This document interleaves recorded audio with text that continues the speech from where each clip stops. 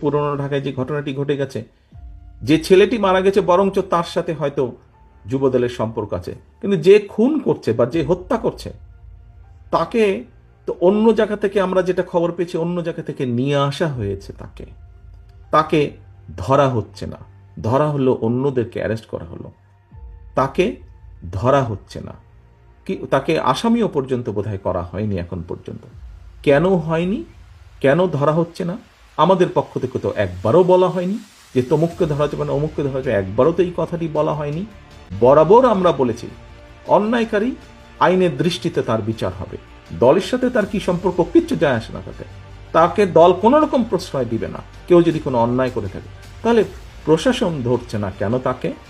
দলীয় অবস্থান থেকে আমাদের যা যা করা প্রয়োজন আমরা প্রত্যেকটি, যেটি যেটি জেনেছি, তদন্তের পরে যাদের যাদের সম্পর্কে প্রমাণিত হয়েছে অভিযোগ, আমরা আমাদের দলীয় অবস্থান থেকে তাদের বিরুদ্ধে ব্যবস্থা গ্রহণ করেছি।